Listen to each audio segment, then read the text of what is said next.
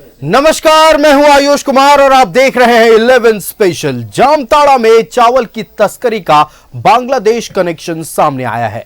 मंत्री इरफान अंसारी ने इसके जांच के आदेश दिए हैं। साथ ही उन्होंने चावल की तस्करी के पीछे बीजेपी के लोगों के हाथ होने का बड़ा आरोप लगाया है। देखिए रिपोर्ट। जामताड़ा में चावल तस्करी का बांग्लादेश कनेक्शन। पीडीएस के चावल को बांग्लादेश भेजने की थी तैयारी। मंत्री इरफान अंसारी ने कहा, नहीं बख्शे जाएंगे दोषी। जामताड़ा में चावल की तस्करी के तार बांग्लादेश से जुड़ रहे हैं। गुप्त सूचना पर प्रशासन ने बीना स्थित रामेश्वरम राइस मिल में छापेमारी की। इस दौरान चौंकाने वाले मामले सामने आए। छापेमारी के दौरान करीब 32 क्विंटल पीडीएस के चावल समेत ट्रक चावल जब्त किए गए। लेकिन सबसे बड़ी बात है कि राइस मिल में रिपब्लिक ऑफ बांग्लादेश लिखे बोरे में चावल भरे जा रहे थे। प्रशासन का कहना है कि पीडीएस के चावल को बांग्लादेश भेजने की साजिश थी। प्रशासन ने राइस मिल को सील कर दिया है। जानकारी मिली विश्वस्त सूत्रों से कि यहाँ चावल जो है वो पीडीएस का और गवर्नमेंट का लिया जा रहा है। साथ ही साथ बाहर से भी तस्करी हो रही है। तो रिपब्लिक ऑफ बांग्लादेश का यहाँ बहुत सारा बैग मिला और चावल एक गाड़ी है, वो जांच का विषय है। फोर्टिफाइड राइस है 36 बैग, उसकी जांच की जा रही है। बड़े पैमाने पर गरीब का एफसीआई का चावल लेकर उस पर प्लास्टिक पॉलिश मारकर बांग्लादेशी स्मगलर कर रहा था, तस्करी कर रहा था। ये चौंकाने वाला खुलासा किया गया है और जिला प्रशासन और हमारे विभाग के लोग जाके जांच किए, छापामारी किए तो पता चला कि कई ट्रकें, कई बोरा बांग्लादेश का बोरा, कई एफसीआई गोदाम के चावल वहां मिले हैं। निश्चित तौर पर विभाग जांच कर रहा है। खाद्य एवं आपूर्ति मंत्री इरफान अंसारी ने कहा है कि राइस मिल की आड़ में रिपब्लिक ऑफ बांग्लादेश लिखी बोरियों में चावल की पैकिंग कर उसकी तस्करी की जा रही थी। उन्होंने कहा कि ऐसी जानकारी मिली है कि जिस शख्स का राइस मिल है वो पहले बांग्लादेश में दवा की तस्करी करता था। मंत्री ने चावल तस्करी के पीछे टेरर फंडिंग की आशंका जताई है। तस्कर के नाम पर कहीं टेरर फंडिंग तो नहीं था, इसकी भी जांच होनी चाहिए। तो मैं आवाम को कहना चाहता हूँ, जांच चल रही है। निश्चित तौर पर जो भी दोषी होगा, मैं नहीं जानता कौन है, जो भी दोषी होगा उस पर कठोर से कठोर मैं कार्रवाई कराऊंगा। क्योंकि स्थानीय विधायक होने के नाते मेरा विधानसभा में इतना बड़ा, बताइए, मैं भी यहाँ तो आम जनता यहाँ रहती है और यहीं से बांग्लादेश चावल तस्कर हो रहा है। सोचिए, गरीब का चावल, जो गरीब को अनाज मिलना चाहिए उसको अनाज नहीं दे पा रहे हैं और वैसे लोगों को चावल मिलता है और वो लोग बांग्ला तस्करी कर रहा है। मंत्री इरफान अंसारी ने चावल की तस्करी के पीछे बीजेपी का हाथ होने का आरोप लगाया है। अनाज हमारा है, एफसीआई का अनाज, हम जो गरीब को देते हैं वो चावल प्लास्टिक के तौर पर उसको बनाया जाता था। झारखंड में ही बेचा गया। कितने लोग इस पर प्रभावित होंगे, कितना हेल्थ इश्यूज हुआ होगा। तो निश्चित तौर पर मैं कहूँगा कि गड़बड़ियाँ तो है, जांच होगा। और जो दोषी है, सुन लीजिए, भाजपा का हो या आरएसएस का हो। अभी कोई मुस्लिम होता, मुझे तो रात में लगा था कि वो मुस्लिम का है, भाजपा लोग पूरा हाईलाइट करेगा। लेकिन थैंक्स टू गॉड कि मुस्लिम का नहीं है जी, बिल्कुल खामोशी छाया हुआ है। जांच होना चाहिए। मैं कह रहा हूँ, मेरे विभाग का मामला आ गया ना, अब मेरा विभाग भी इन्वॉल्व हो गया। राइस मिल तो कब से चल रहा था, कितना ट्रक भेज दिया बांग्लादेश। सवाल यह है कि एफसीआई और पीडीएस का चावल आखिर मिल कैसे पहुंचा। यही नहीं, आखिर चावल की तस्करी बांग्लादेश करने के पीछे कौन सिंडिकेट काम कर रहा था। फिलहाल पुलिस मामले की जांच कर रही है। न्यूज़ 11 भारत के लिए जामताड़ा से देवेश के साथ रांची से शाहनवाज और राकेश की रिपोर्ट। तो बांग्लादेश का कनेक्शन, वो भी चावल तस्करी से, पूरे राज्य में हड़कंप मचा हुआ है। अधिकारियों ने कहा है कि पीडीएस का चावल था। अब सवाल यह है कि आखिरकार एक राइस मिल में, निजी राइस मिल में पीडीएस का चावल पहुंचता कैसे है। रिपब्लिक ऑफ बांग्लादेश चावल की बोरियों पर लिखा हुआ था। सवाल यह है कि यहां से अगर चावल बांग्लादेश जा रहे हैं तो किन किन सफेद पोशों का इसमें हाथ है। जाहिर तौर पर एक राइस मिल का मालिक अकेले इतने बड़े पैमाने पर चावल को तो बांग्लादेश नहीं पहुंचा पा रहा होगा। हालांकि खाद्य आपूर्ति मंत्री इरफान अंसारी ने कहा है कि दोषियों पर कड़ी कार्रवाई होगी और सबसे बड़ी बात, टेरर फंडिंग की आशंका भी जताई है। आरोप भारतीय जनता पार्टी पर भी लगा है। इन्हीं तमाम पहलुओं पर हम चर्चा करेंगे। हमारे साथ हमारा गेस्ट पैनल जुड़ा हुआ है। सबसे पहले अपने अतिथियों से आपका परिचय करा दें। हमारे साथ कैलाश यादव जी, राष्ट्रीय जनता दल से जुड़े हुए। कैलाश जी, बहुत स्वागत है न्यूज 11 भारत में। आफ्ताब जमील जी हमारे साथ जनता दल यूनाइटेड से है। आफ्ताब जी, बहुत स्वागत है न्यूज 11 भारत में। और मृत्युंजय शर्मा जी हमारे साथ भारतीय जनता पार्टी से हैं। मृत्युंजय जी, बहुत स्वागत है न्यूज 11 भारत में। सबसे पहला सवाल भारतीय जनता पार्टी से होगा, चूंकि खाद्य आपूर्ति मंत्री इरफान अंसारी ने खुद आरोप लगाया है कि इस चावल तस्करी के पीछे भारतीय जनता पार्टी का हाथ है, क्या कहिएगा? मेरे ख्याल से जितनी भी उनकी जिंदगी की दिक्कतें हैं ना, सबके लिए भारतीय जनता पार्टी ही जिम्मेदार है। सोच लीजिए एक ऐसा मंत्री और वहां के विधायक भी स्थानीय, उनके यहां ही पकड़ा जाता है। सबसे पहले तो उनको इसकी जिम्मेदारी लेनी चाहिए और जिम्मेदारी लेते हुए उस पर कहना चाहिए कि हम कुछ एक्शन लेंगे। तो सबसे पहले इनकी बयानबाजी चालू हो जाती है कि भाजपा है। अब देख लीजिए, इरफान अंसारी जी के यहाँ यह होना एक बहुत बड़ा मैं कहूंगा संयोग नहीं है। वो एक ऐसे व्यक्ति हैं जिन्होंने जैसे ही मंत्री पद की शपथ ली थी, आपको याद होगा बहुत अच्छे से, उन्होंने कहा था कि जामताड़ा के साइबर अपराधियों को अब डरने की जरूरत नहीं है पुलिस से। तो एक ऐसा व्यक्ति जो साइबर अपराधियों को संरक्षण देने की बात कर रहा हो, वो कहते हैं ना, जब सैया भय कोतवाल तो डर काहेगा, तो उसी के इलाके में ऐसी चीजें हो सकती हैं। अब सोचिए, वहां से बांग्लादेश जा रहा है और उन्हीं के पार्टी के जो प्रभारी थे गुलाम अहमद मीर, आपको याद होगा चुनावी सभाओं में उन्होंने क्या कहा था कि 450 रुपए में सिलेंडर घुसपैठियों को भी दी जाएगी। तो एक तरह से एस्टैब्लिश्ड प्रिंसिपल है उनका, उनकी पार्टी का। ये जो मंत्री हैं इरफान अंसारी जी, इनको ये प्रॉब्लम नहीं दिख रहा होगा। वो तो बाहर आ गई ये बात, चूंकि रेड हो गया और पब्लिक डोमेन में आ गया, न्यूज एजेंसीज को पता चल गया। नहीं तो मुझे बहुत हद तक लगता है ये दबा दिया जाता वहां पे, या खुद उसमें संलिप्त होते, क्योंकि जिस प्रकार का आप उनका पुराना आचरण देखेंगे और जिस प्रकार के उनके कमेंट्स देखेंगे, वो कभी इस चीज पे एक्शन नहीं लेते। तो आप देख लीजिए, जितनी भी उनकी प्रॉब्लम्स है, सबके लिए जिम्मेदार बीजेपी को ही ठहराएंगे। और सबसे पहले तो मुझे लगता है कि एक ऐसे व्यक्ति को मंत्री ही नहीं बनाना चाहिए था इस सरकार में, जिस व्यक्ति ने महिला सम्मान के अगेंस्ट कैसी कैसी बातें कही हो, जिस व्यक्ति ने मुख्यमंत्री के भाभी के लिए ऐसे आपत्तिजनक शब्दों का इस्तेमाल किया हो जो न्यूज चैनल्स पे नहीं कहा जा सकता, एक ऐसे व्यक्ति ने जिसने ये कहा हो कि भाजपा की लड़की आज रात को कपड़ा फाड़ेंगे। इस प्रकार के व्यक्ति को हम लोग मंत्री बना के गलत एग्जाम्पल सेट करते हैं। और इसी प्रकार के मंत्री और विधायक के क्षेत्र में इस प्रकार की चीजें हो सकती हैं। मुझे कोई सरप्राइज नहीं है इस पे। बिल्कुल, आपको कोई सरप्राइज नहीं है। कहना है आपका कि जिम्मेदारी लेनी चाहिए खुद मंत्री इरफान अंसारी को, चूंकि स्थानीय विधायक है। राष्ट्रीय जनता दल का रुख कर लेते हैं। कैलाश यादव जी हमारे साथ है। कैलाश जी, एक बहुत बड़ा सवाल है, क्या झारखंड वासी प्लास्टिक वाली चावल खाएंगे और गरीबों को मिलने वाला अनाज बांग्लादेश जाएगा? इसका जवाब तो माननीय मंत्री इरफान साहब ने दे ही दिया जी। और ये जांच का विषय है, जांच शुरू भी हो गया है। तो अब तो जिसके यहाँ पकड़ा गया है और जो उस मिल का मालिक है, तो खुद बता देगा कि हमारा गोरख धंधा किसके साथ चल रहा था। इसमें बहुत ज़्यादा हमको लगता है कि इसमें नज़दीक में जाने की ज़रूरत नहीं है। बिल्कुल ज़रूरत है, ये गरीबों को मिलने वाले अनाज बता रहा हूँ, इसलिए कि जब जाँच चालू हो गया और मंत्री के देखरेख में ही जांच चालू हो गया और मंत्री का विधानसभा क्षेत्र का भी मामला है और वो पकड़ा भी गया है, तो हमको लगता है कि बहुत जल्दी मामला सामने आ जाएगा।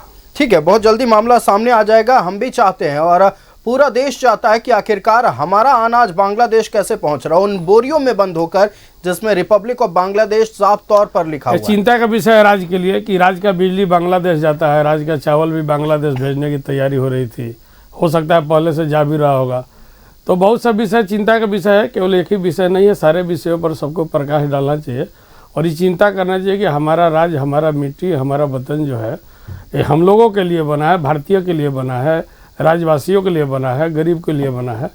और इसमें जो है कि अपने निजी स्वार्थ और महत्वाकांक्षी और व्यवसाय के लिए, व्यापार के लिए, लाभ के लिए अगर कोई इस तरह का अंतर्राज्यीय काम करता है तो चिंताजनक बात है। उस पर कड़ी से कड़ी कार्रवाई होनी चाहिए और जो भी कठोर से कठोर कदम है, जो दंडात्मक जो पनिशमेंट है वो देना चाहिए, ऐसा मेरा भी मानना है। चलिए, बिल्कुल, देखिए, निश्चित तौर पर अगर हमारे देश के अनाज को किसी और देश में भेजा जाएगा और जहां हमारे देशवासियों को और हिंदुओं का खास तौर पर काफी जोर शोर से परेशान किया जा रहा है, अल्पसंख्यकों को परेशान किया जा रहा है, प्रताड़ित किया जा रहा है, अत्याचार किया जा रहा है, उस देश में हमारा अनाज जा रहा है, इससे ज्यादा शर्मसार करने वाली घटना कुछ और नहीं हो सकती है। जनता दल यूनाइटेड का रुख करते हैं। हमारे साथ आफ्ताब जमील जी।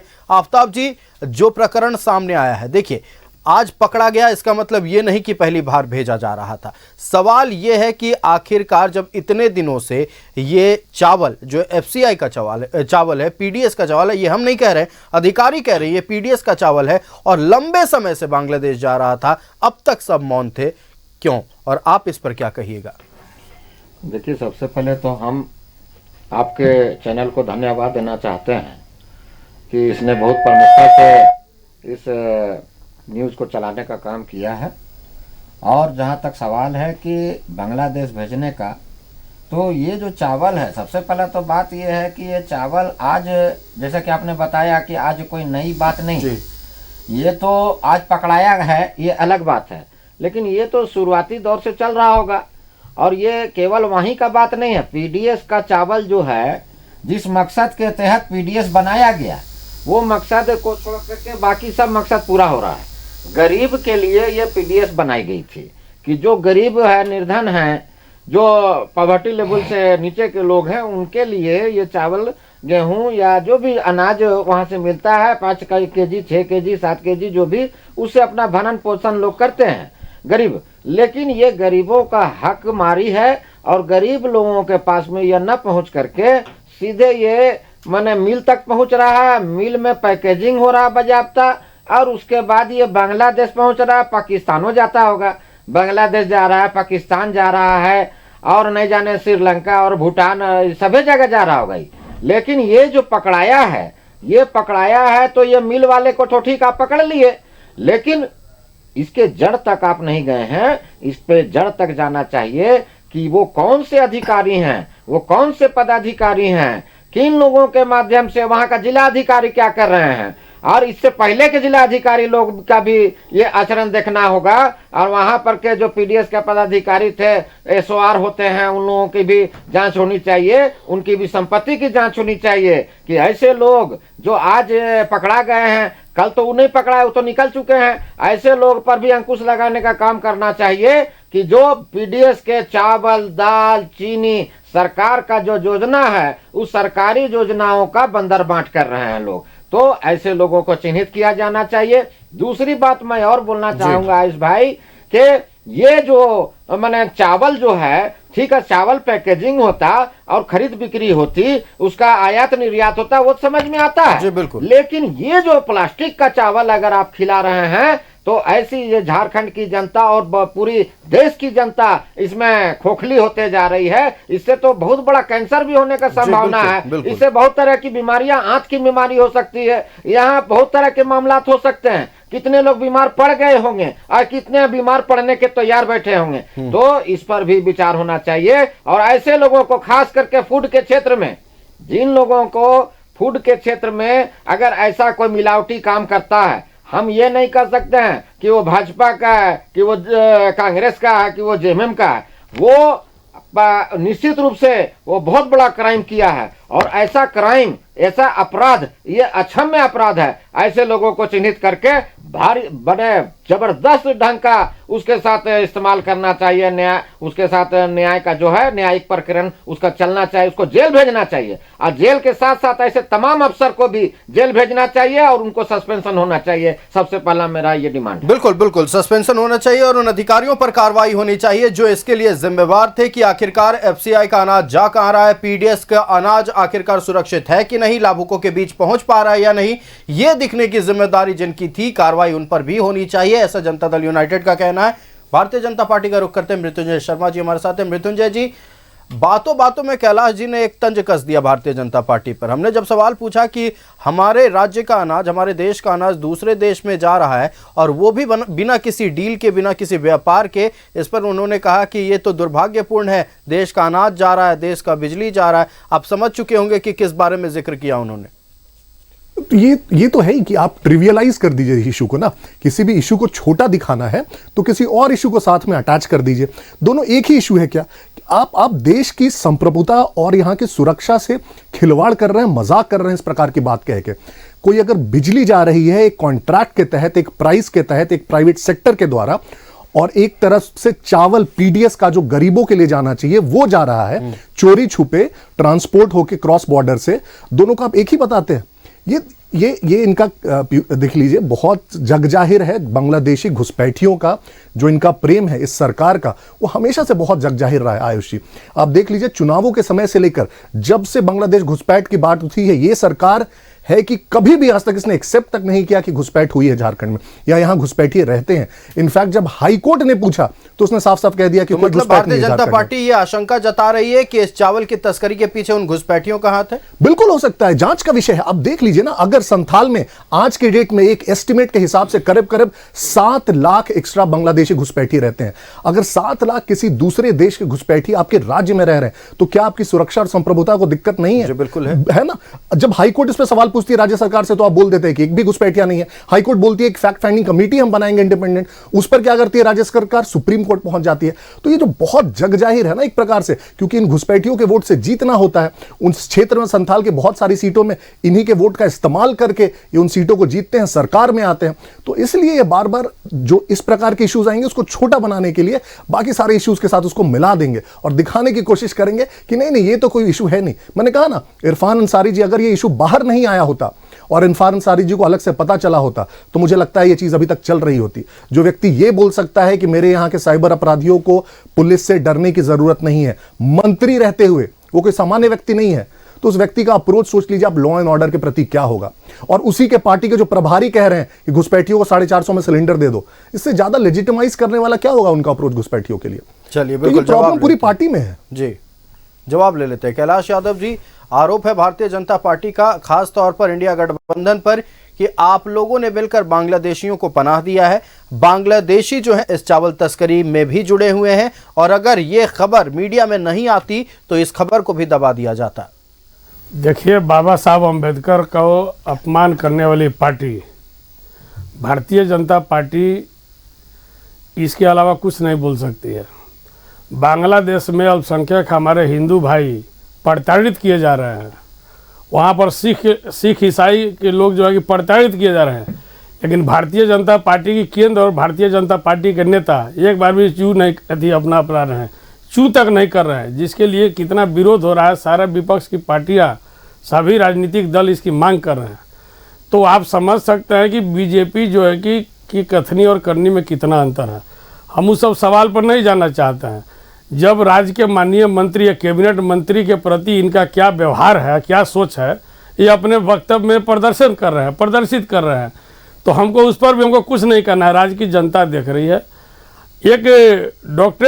एक डॉक्टर जो राज्य के मंत्री है और उनके विधानसभा क्षेत्र में मामला संज्ञान में आया और उन्होंने त्वरित कार्रवाई की और तुरंत जांच बैठा दिया। इससे बड़ा बात क्या हो सकता है? अब जांच के बाद ही पता चलेगा कि इसके पेट में क्या है। अभी आप कैसे पता लगा लीजिए कि कौन है नहीं है? हम आप पर आरोप लगाएंगे, आप मेरे ऊपर आरोप लगाइएगा। इससे आप दूसरे नजरिए से तौल को नहीं देख सकते हैं। तो किस नजरिए से तौलना चाहिए? जांच की बात होती तौला जाएगा। जब इसमें आएगा होती कौन इसमें चोर है, कौन मुसाफिर है, कौन गिरोह वाला है, कौन तस्कर है, तो सामने आना दीजिए। आज मामला संज्ञान में आया है और जो है कि इस पर जांच बैठ गया, प्रशासन इसको जांच करना शुरू कर दी, तो अब इसका इंतजार करना चाहिए कुछ दिन।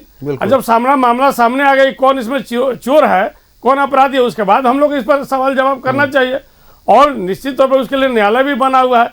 जितना कठोर से कठोर सजा होगा हम भी मांग कर रहे हैं। माननीय मंत्री ने बोला, सारे लोग इस पर कहें, कोई आदमी इसका बचाव नहीं कर सकता। अच्छा, नहीं, मेरा सवाल एक और है, घिनौनी और इतना किरित कार्य के लिए कोई समर्थन नहीं कर सकता। एक और सवाल है, देखिए, उस पर तो कार्रवाई होनी चाहिए जो इसमें सीधे तौर पर संलिप्त है। क्या उन अधिकारियों पर कार्रवाई नहीं होनी चाहिए कि आखिरकार पीडीएस का अनाज पहुंच कैसे रहा? क्या ये पता लगाने की कोशिश नहीं होनी चाहिए? बिल्कुल, सारा जांच हो रही होगी।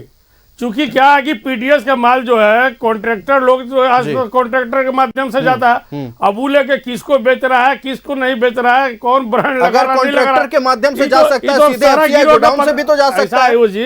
अभी सारा गिरोह का खुलासा हो जाएगा, जांच से बैठ गया है। अब इससे जो है कि सारे चीज में हड़कंप मचेगा, पता चल जाएगा कि कौन कहाँ है नहीं है। अब हमारे लोग है कि आपका लोग है तो सामने आ जाएगा। देखिए, ये जो लोग होते हैं किसी के नहीं होते, ठीक है, जो देश के साथ गलत व्यवहार कर रहे हैं, बिल्कुल एक तरह से एकदम गद्दारी शब्द का इसको प्रयोग करना चाहिए। और हम कह रहे हैं कि कठोर से कठोर इसको सजा मिलनी चाहिए। इसका कोई भी समर्थन नहीं कर सकता है। अब मैं आपको बताता रहा हूँ, इसलिए इस पर अब हमको नहीं लगता इससे बहुत ज्यादा छेड़छाड़ करना चाहिए। लेकिन मेरा जो कहना है, जो फ्री में यहाँ से बिजली जा रहा है बांग्लादेश में, और सरकार को वो स्टेट तो को एक रेवेन्यू नहीं कॉन्ट्रैक्ट है मिल रहा ना, है। वो तो एक कॉन्ट्रैक्ट है ना। नहीं, कॉन्ट्रैक्ट है यही तो, ऐसा ही से कॉन्ट्रैक्ट करके शर्मनाक काम करके अब राज्य को गरीब करने का काम किया। अगर वो बिजली हमारे गरीब लोगों को मिला रहता तो आज हमारा बिजली का दर कम रहता, यहाँ लोगों को फ्री में बिजली मिलता, ठीक है, तो क्या वो उसके लिए चिंता आपको नहीं करना चाहिए था? बिल्कुल। जो कॉन्ट्रैक्ट दिए थे, जो उन्होंने जो उनको प्रश्रय दिया, जो परमिट किया, इस पर सवाल खड़ी होनी चाहिए कि नहीं होनी चाहिए? ठीक है। तो ये एक बहुत बड़ा सवाल है देश के लिए। ये देश का मामला है, एक स्टेट से बिजली जरूर जा रहा है, लेकिन ये राष्ट्र हित का मामला है, राष्ट्रीय बचत का मामला है, इसलिए ये जनता का सरकार का मामला है, इसको आप अनदेखी नहीं कर सकते हैं। तो ये गंभीर विषय है। कोई भी विषय विदेशी के संबंध में आता है तो उस पर चिंता करना चाहिए, और जो सरकार के पास दायरा है, जो न्याय तंत्र है, उसको इस्तेमाल करके उस पर कार्रवाई करना चाहिए। चलिए देखिए, न्याय तंत्र है, कार्रवाई होनी चाहिए और कानून संगत कार्रवाई होनी चाहिए। फिलहाल रुक कर लेते हैं जनता दल यूनाइटेड का। हमारे साथ आफ्ताब जमील जी हैं। आफ्ताब जी, हम सत्ता पक्ष से ये सवाल पूछ रहे हैं तो सत्ता पक्ष अपना पीठ थपथपा रही है कि देखिए हमने कार्रवाई का आदेश दे दिया है, क्या कहिएगा? देखिए, इन लोगों को इसी तरह का कार्रवाई करने का, कार्रवाई जहाँ करना है ना वहाँ कार्रवाई करते नहीं है, जहाँ कार्रवाई नहीं होता वहाँ पुलिसिया कार्रवाई होता। आप देखे हैं कल सीजीएल के छात्रों को जम करके इन लोगों ने पीटने का काम किया है। वो डिमांड करने आए थे, बेचारे अपना जायज डिमांड कर रहे थे। यहाँ का नौजवान, यहाँ का बेरोजगार, यहाँ का जो महिलाएं, हमारी बहनें, सबको इन लोगों ने दौड़ा दौड़ा करके पीटने का काम किया है। और जहाँ पर इनको पीटना है वहाँ पर ही पीटते नहीं, वहाँ पर तो पीठ थपथपाते हैं। आप देख ही रहे हैं, पेट थपथपा रहा है हमारे राष्ट्रीय जनता दल के बंधु, हमारे मित्र अभी बोल ही रहे हैं कि नहीं हम तो अभी दूध का दूध है, पानी का पानी। भाई हम लोग भी चाह रहे हैं कि दूध का दूध है, पानी का पानी हो। मैंने पहले ही कहा कि अगर खाद्यान्न के क्षेत्र में अगर कोई भी व्यक्ति अगर इस तरह का कुकृत करता है, अगर मान लीजिए कि कोई मिलावटी का काम करता है और मिलावटी खाना बना करके अब परोसने का काम कर रहा है, मिलावटी खाना दे रहा है, मिलावटी चावल, आटा, गेहूं, कुछ भी मिलावटी अगर कर रहा, चाहे वो कोई भी हो, उसको चिन्हित कीजिए और चिन्हित करने के बाद में उसको जेल भेजने का काम कीजिए, उसको दंडित करने का काम कीजिए। अगर ऐसे लोग अरब के देशों में अगर पकड़ा जाते तो उनका पनिशमेंट तो उनको या तो गला काट देता है या हाथ काट करके रब बैठा देता है जीवन भर के लिए। तो इसी तरह का इंडिया में भी होना चाहिए। ये देशद्रोह का मामला है, ऐसे लोगों पर देशद्रोह का मामला चलना चाहिए। कानून संगत तो सजा मिलनी चाहिए। अगर गला काटना ये अलग बात है, ये दूसरे देश का कानून है। अरब देश में एकदम इसी तरह का कानून है, तो इस तरह का कानून हमारे देश में भी क्यों नहीं है भाई? इस तरह का कानून बनना चाहिए कि आप अगर इस तरह का काम कर रहे हैं तो आपको उसका सजा वही होना चाहिए। लेकिन मेरे साथी लोगों को ये चीज बर्दाश्त नहीं होगा। इन लोगों को, ऐसे लोगों को प्रश्रय देने का आदत सा बन गया है, इसीलिए ये लोग चाहते हैं कि कोई तरह का भी बात हो उसको डाइवर्ट कर दिया जाए, उसको तुरंत में डाइवर्ट कर देना चाहते हैं। अभी जैसे हमारे भारतीय जनता पार्टी के हमारे मित्र बता रहे थे, इनको चाहिए कि तुरंत में डाइवर्ट कर दें कोई भी केस को। अगर आया इनके सामने में, अभी देखिए जिस तरह का भी मामला इनके बीच में आ रहा है, अभी जो यहाँ पर लॉ एंड ऑर्डर का मामला, आप किस बात को बात करते हैं? लॉ एंड ऑर्डर में आप डेली देख लीजिए, इसी रांची के धरती पर बाहर में लॉ एंड ऑर्डर पर भी चर्चा करेंगे, वो भी एक विषय है, हो गया झंझट। आफ्ताब जी, उस पर भी हम चर्चा करेंगे। फिलहाल गरीबों के अनाज को लेकर बात, गरीब का अनाज जो है गरीब के पास नहीं जा रहा, बाकी सबके पास जा रहा है।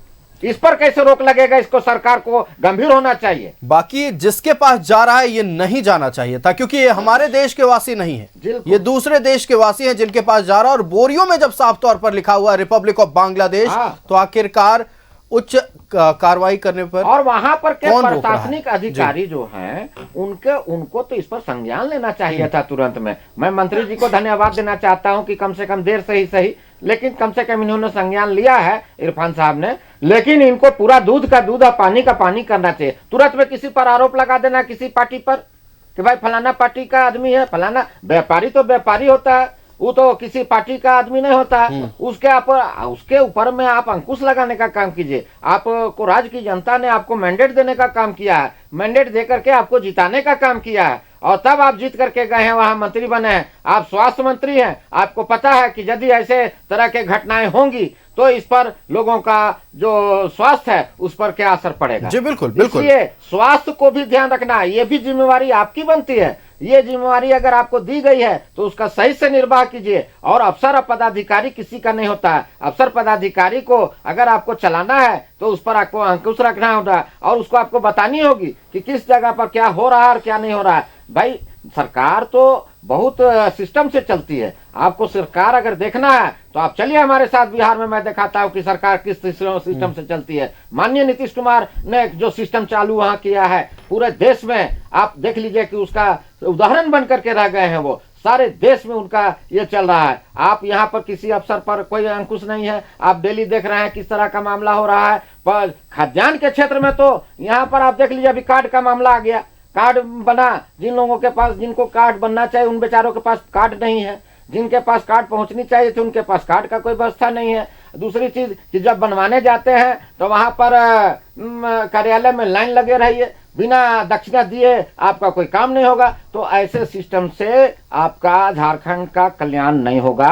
और झारखंड इसलिए बनाया गया था, बिहार से अलग किया गया था इसलिए कि ये बड़ा राज्य में इसकी विकास संभव नहीं है। इसलिए इसको छोटे छोटे राज्यों में बदलने से विकास संभव होगा। और जो भी आज छत्तीसगढ़ बना या और भी जितने भी राज्य बने झारखंड के साथ में, वो कहाँ चले गए और ये राज्य कहाँ चला गया। तो इसमें देखिए सोचने वाली बात तो है। सुनिए जाए सर, मेरा कहना यह है कि राष्ट्रीय जनता दल, कांग्रेस, ऐसे लोग कभी भी विकास झारखंड में नहीं कर सकते हैं। ये पूरे देश को इन्होंने बर्बाद करने का काम किया था। यही आरजेडी के लोग बोलते थे, पानी पी पर बोलते थे कि हम लोग झारखंड नहीं बनने देंगे। और लालू यादव माननीय ने कहा था कि हम मेरे लाश पर बनेगी। आज जिन लोगों ने झारखंड का विरोध किया था कि हमारे लाश पर बनेगी, आज वही झारखंड चला रहे हैं। उनसे क्या उम्मीद कीजिएगा आप? क्या उम्मीद कर सकते हैं भाई? बिल्कुल, कई गंभीर आरोप ऐसे लोगों से हम और छोड़ गंभीर प्रश्न उठाए गए हैं जनता दल यूनाइटेड की ओर से। हम तमाम विषयों पर जवाब लेंगे। फिलहाल भारतीय जनता पार्टी का रुख कर लेते हैं। देखिए, हमने कई बार तस्वीरें देखी है मृत्युंजय जी कि अलग अलग एफसीआई गोडाउन में अनाज पड़े पड़े सड़ गए, लेकिन अब बाद में पता चलता है कि अनाज अचानक गायब हो जाते हैं। कोई कोई रजिस्टर ही पूरा गायब होता है। क्या इन अनाजों के गायब होने का पीछे का कारण यह भी हो सकता है कि व्यापारियों तक अनाज पहुंच रहे हैं लेकिन जो लाभुक हैं उनके पास नहीं पहुंच पा रहा है?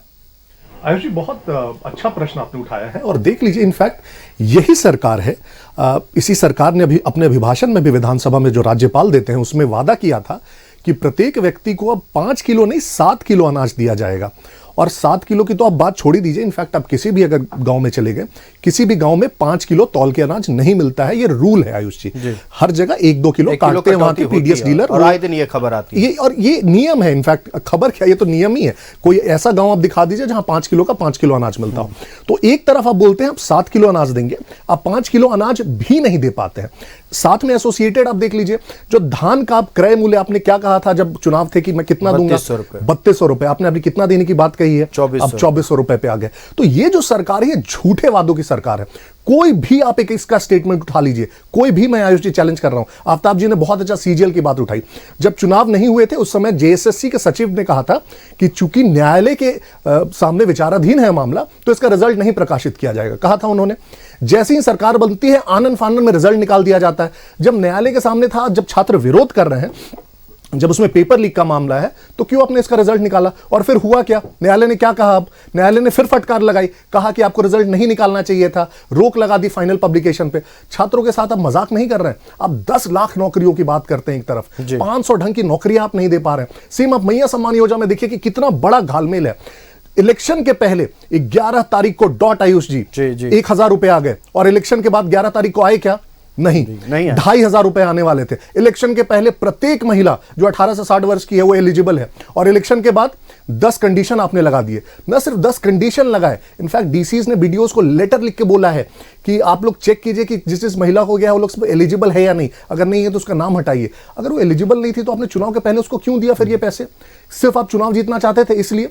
अभी 11 तारीख पार हो गया है, अब आप क्रिसमस का रोना लोने लगे हैं कि क्रिसमस तक हम देंगे 2500 रुपए, आपने अभी तक तो नहीं दिया। और अब इस पूरे प्रकरण से ध्यान हटाने के लिए, इस चीज को केंद्र सरकार पे ठीकरा फोड़ने के लिए आपने एक नया शिगुफा छोड़ा 1,36,000 करोड़ का, जिसका कोई लॉजिक नहीं है। चूंकि आपकी खुद की अर्थव्यवस्था खराब है, चूंकि आप पैसे दे नहीं पा रहे हैं। इनफैक्ट आप अनुपूरक बजट देखिए आयुष जी, बहुत एक सिंपल टेक्निकल डिटेल है। अनुपूरक बजट में अगर आप देखेंगे 11,000 करोड़ के अनुपूरक बजट में, पिछली बार इसी द्वितीय अनुपूरक बजट में ग्रामीण कार्य विभाग को आपको पता है कितने पैसे दिए गए थे? 1400 करोड़ रुपए ग्रामीण कार्य के लिए। इस बार आपको पता है कितना दिया गया है? 2 करोड़ 66 लाख रुपए। क्योंकि उनको बिजली माफी और मैया सम्मान योजना में पैसा देना है। तो सोचिए बाकी कामों का कितना ज्यादा नुकसान हो रहा है, सारे कामों का, और फिर भी आप मैया सम्मान का पैसा नहीं दे पा रहे। किस प्रकार की सरकार चला रहे हैं जिसमें हर चीज में आपको झूठी बोलना पड़ रहा है, हर चीज में आपको फरेबी करना पड़ रहा है। 5 साल आप लोगों को मौका दिया सरकार, जनता ने फिर से मौका दिया है, थोड़ा तो कम से कम उसकी मोरल रिस्पॉन्सिबिलिटी लीजिए, और कम से कम उस मोरल रिस्पॉन्सिबिलिटी के तहत जो जो आपने वादे किए थे यहां से जनता को, उसको पूरा करके दिखाइए कम से कम। यही आपसे आग्रह है। चलिए, जो वादे किए गए थे कम से कम वो पूरा हो जाए, यही उम्मीद है भारतीय जनता पार्टी की, और यही उम्मीद है झारखंड की जनता की।